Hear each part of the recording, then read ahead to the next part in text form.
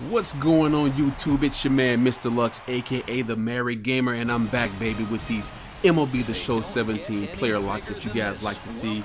Sorry for my hiatus, but I just took a little break from playing MLB just to kind of focus on some other games that I've been slacking on.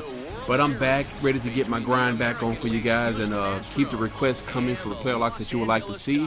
But today, we are going to focus on a player that was sensational during the World Series this year. And I'm speaking none other, as you can tell by the title of the video, George Springer, center fielder, number 4 for the Houston Astros.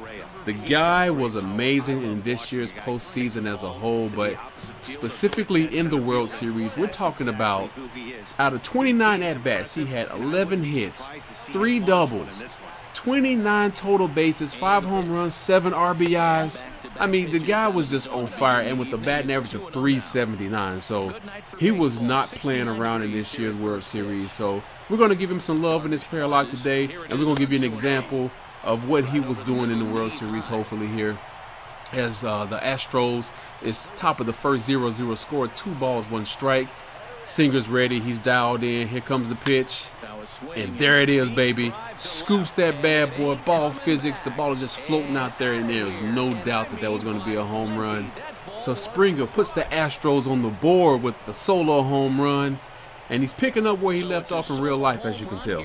Because this World Series was crazy, guys. I know many of you probably seen it anyway, but it was just so crazy. Like, a lot of you know from my live streams that were in there that you guys would ask me who was I going for in the World Series, and I would tell people I really didn't have a dog in this race per se. Look at that, 110 miles per hour exit velocity, crazy. Hang time 5.63 seconds, 459 feet. That is ridiculous. But yeah, so in my live stream, people asked me who was I going for, and like I said, I was not a fan of either team, to be honest. You know, you guys know my favorite team is the Atlanta Braves, and so let's see what George Springer's going to do. Look at the score; it's still the first inning, 7-0, top of the first.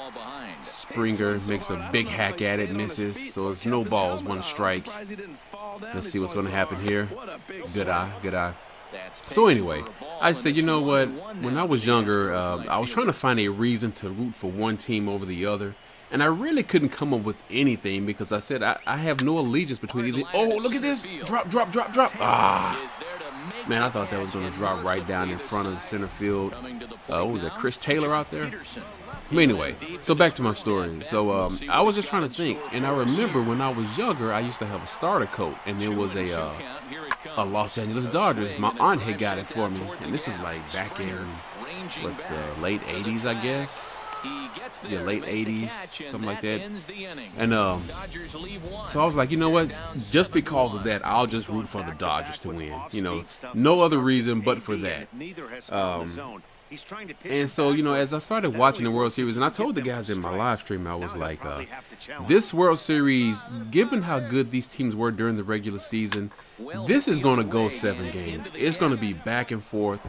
And I said, this is going to be one live stream. I'm sorry, this is going to be one World Series where you're going to want to watch every single game and not just the games that are like going to be the deciding factor of who's going to be the champ or not. And you guys can go back and look at the live stream and hear word for word what I said about that.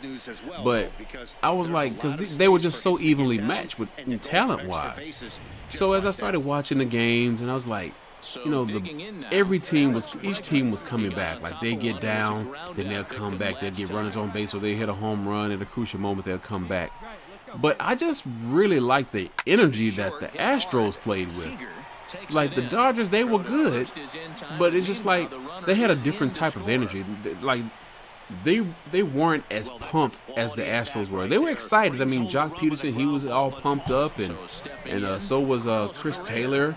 But it just seemed like a more youthful type of excitement that the Astros had. So we're gonna try to see if Correa can hit me in from over here at third base, score 8-1, and he does just that. Knocks in Springer, so add another run to the board. But yeah, so I was just, you know, I really like the energy that the Astros play with, and I'll tell you, like, around game 3 or 4, I really started to find myself wanting to see the Astros win. And good play, Springer, because he walks that ball down. And I just really found myself wanting to see the Astros win. So, you know, it was a great World Series to watch, no matter who you rooted for. It was just crazy, especially that one game. What was it? Was it game 5 where it went like extra innings, and it was just, the game was like over 5 hours long. It was crazy. Like that catch right there. Look at that, Springer. Look at his leg. Look at him. 11-1 right now. This is crazy.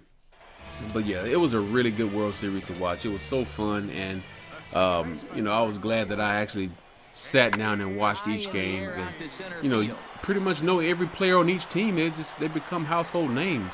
But I will say, the one guy that I feel horrible for is Cody Bellinger, man.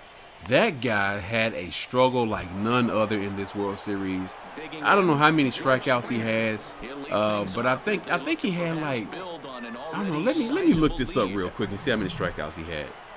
Okay, so I looked up the stats, and Cody Bellinger had a total of 29 postseason strikeouts, 17 of which actually came in the World Series. So that young man has a lot of, he has to really learn how to adjust his swing, because he could not hit an inside breaking ball to save his life.